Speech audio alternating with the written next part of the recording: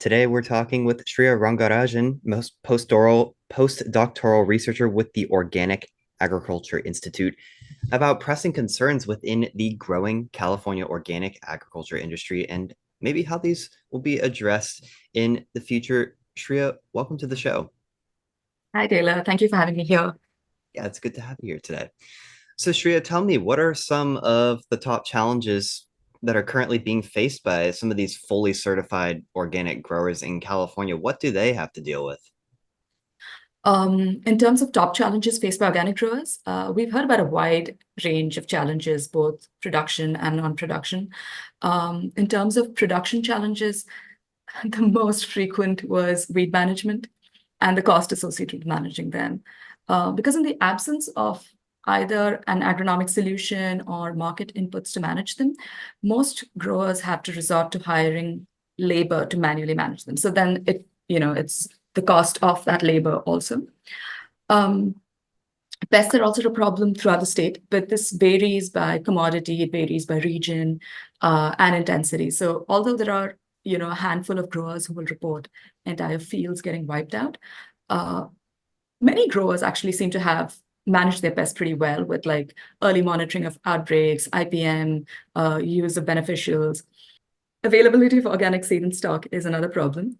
Um, there aren't enough varieties available in the required quantities and at the right prices. So it's this is a market supply problem, and there really isn't a reason for the market shift because the NOP allows for the use of conventional seed if organic isn't available.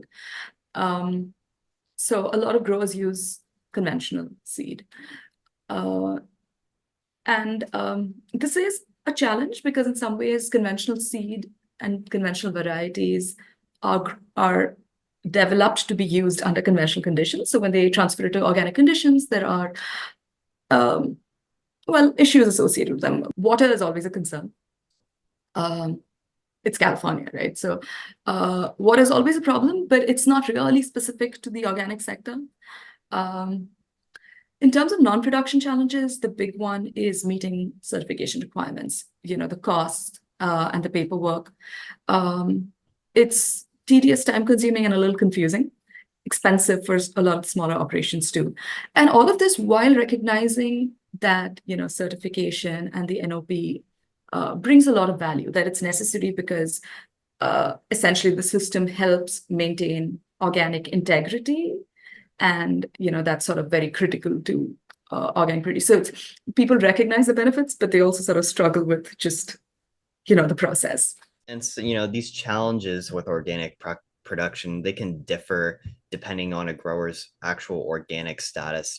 Not all the organic growers in California are fully certified. Some are, but some are also transitioning, or they're maybe mixed organic and they also grow some conventional crops as well. I mean, how do these groups, really differ in some of what they face in terms of these challenges? So there are two correlated factors here. The type of farm, which is what you mentioned, whether they're certified and they're fully organic, whether they're transitioning or whether they're mixed conventional and organic. And the other is the size of the farm, or, the scale of the operation. The average size of a mixed conventional and organic farm, both in our survey as well as, other statistics such as, the National Organic Survey, etc., it's larger than the average fully organic farm. So in some ways, it can be hard to disentangle these two effects of, farm type and farm scale. But we certainly see that scale especially plays a role in the extent of difficulties that a grower faces. So primarily, the larger and mixed growers report greater challenges with many of the production challenges, crop nutrition, weeds, pests. This It could be just because it's harder managing all of these aspects on a larger farm. Let's say if you're relying on fertilizers for crop nutrition, that gets a lot more expensive when you're trying to deploy it on a large scale. If you're trying to manage weeds manually, again, that just becomes a lot more expensive on a larger scale. And a lot of qualitatively speaking, a lot of, the organic growers who are trying to introduce more agroecological farming practices, the benefit they farm as a whole, say planting hedgerows, diversifying their crops, cover cropping. In some ways, these are easier to manage on smaller farms. I wouldn't say easier to manage in smaller farms, but um, It's it's different. it's it's different. I should also probably mention that, barring like crop nutrition, growers of annual crops have an easier time than growers of perennial crops. And again, you sort of see why this would be, because things like cover cropping, crop rotations, it's just harder to do with when you have limited land or, you're growing perennials.